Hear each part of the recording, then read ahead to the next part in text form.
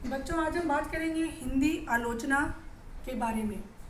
हिंदी आलोचना मतलब किसी भी साहित्य की रचना जब पाठकों के समक्ष प्रस्तुत होती है तो हिंदी के विद्वान भी उसे पढ़ते हैं और फिर उसकी आलोचना होती है।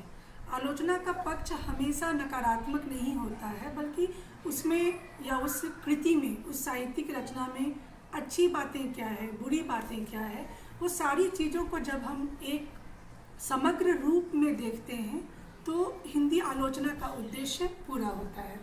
हिंदी आलोचना की परिभाषा है, उसका स्वरूप है और उसकी कुछ विशेषताएं भी है।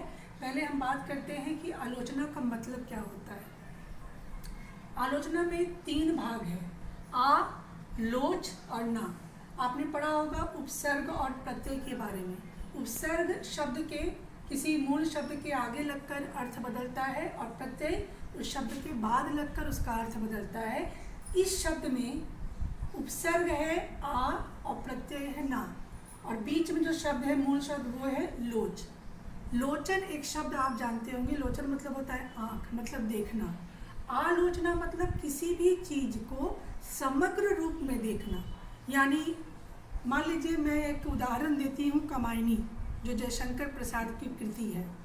तो अगर उस पुस्तक की आलोचना करनी है तो उस पुस्तक की कथा वस्तु, उसके पात्रों का चयन, उसकी भाषा, उसकी शैली, उसमें किस तरह के बिंब हैं, उस कृति का संदेश क्या है, वो कितना मनोरंजन देती है और कितना सामाजिक संदेश प्रदान करती है, और उसके अंदर जो कुछ भी सौंदर्य है, जो भी भाषा के संबंध में, हिंदी साहित्य को देखते हुए जो कुछ भी अनूठापन है, उन सारी बातों पर चर्चा करना हिंदी आलोचना के अंतर्गत आता है।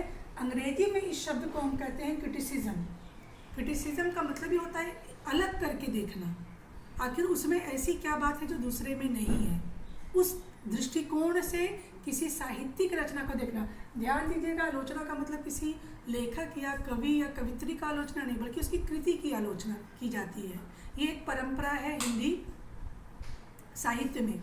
जैसे किसी कृति की समीक्षा भी लिखी जाती है। समीक्षा क्या है कि उसका संक्षेप में परिचय, और फिर उसमें भी समीक्षा के अंतर्गत भी उसके कुछ गुण, कुछ दोष, कुछ शैली, भाषा इत्यादि की बात की जाती है।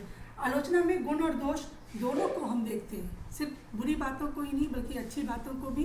कभी कभी आलोचना का बहुत सारा अर्थ होता है, जैसे कि ऐतिहासिक आलोचना करना होता है, कभी कभी तुलनात्मक आलोचना भी होता है, कभी कभी मनोवैज्ञानिक आलोचना होता है, कभी कभी व्यावहारिक आलोचना होता है। यानी आलोचना के भी कई अलग अलग तरह के रूप हैं, प्रकार हैं। तुलनात्मक आलोचना में क्या होता है कि हम कामायनी का अगर आलोचना कर रहे हैं तो कामायनी के ही समकक्ष दृष्टिकोण वाला कोई दूसरा महाकाव्य लेंगे और दोनों के बीच हम तुलना करेंगे कि दोनों के बीच समानता क्या है, दोनों के बीच अलग क्या है, कौन किस चीज़ में अच्छा है, कौन किस चीज़ में थोड़ा और अच्छा हो सकता था, यह संभावना बनती है। तो ये तुलनात्मक आलोचना है हिंदी साहित्य में। तो हिंदी साहित्य की आलोचना में एक ड्राइडन है जो विदेशी लेखक है, चूँकि क्रिटिसिज्म की परंपरा ब्रिटिश साहित्य में भी है, तो उन्होंने कहा है कि आलोचना एक कसौटी है। कसौटी क्या होता है? जिसमें हम शुद्धता की जांच करते हैं, सोना को परखते हैं कसौटी में। तो इसकी सहायता से हम किसी भी रचना की बात, उसका मूल्यांकन कर सकते हैं। तो हिंदी आलोचना में आलोचना जो शब्द है वो एक कसौटी है जिसके आधार पर किसी भी रचना का मूल्यांकन किया जा सकता है कि वो कितना शुद्ध है, कितना खरा है। वह उन सारी विशेषताओं का लेखा जोखा प्रस्तुत करती है जो साधारणतः किसी भी पाठक को आनंद प्रदान करता है। सरल भाषा में, सरल शब्दों में कहा जाए तो कोई भी एक रचना जब बहुत ज़्यादा प्रसिद्ध होती है पाठकों के बीच, तो उसमें कुछ गुण होता है। पाठकों को खुश करने के लिए, पाठकों को संतुष्ट करने के लिए उसमें कुछ बातें होती है। उन बातों पे चर्चा करना भी हिंदी आलोचना का उद्देश्य है कि आखिर ऐसी क्या बात थी कामायनी में, क्या बात थी महाभारत में, रामायण में, रामचरितमानस में, कि आज भी हम उन सारे महाकाव्य को एक कसौटी मानकर चलते हैं। तो कार्लाइल एक है, अभी हमने जो बात किया वो ड्राइडन ने कहा था। कार्लाइल के अनुसार है कि किसी भी साहित्यिक कृति का, आप कामायनी ही उदाहरण मान के चलिए, व्यक्ति के मन पे कुछ प्रभाव पड़ता है। उस प्रभाव को जब हम व्यक्त करते हैं वही आलोचना है।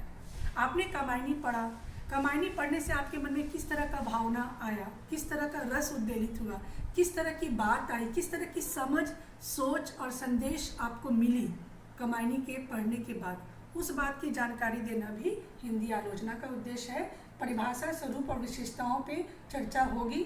अभी एक विस्तृत पटल है, विस्तृत टॉपिक है। फिलहाल मैं इतना ही बताऊंगी कि हिंदी आलोचना का अर्थ क्या है। धन्यवाद।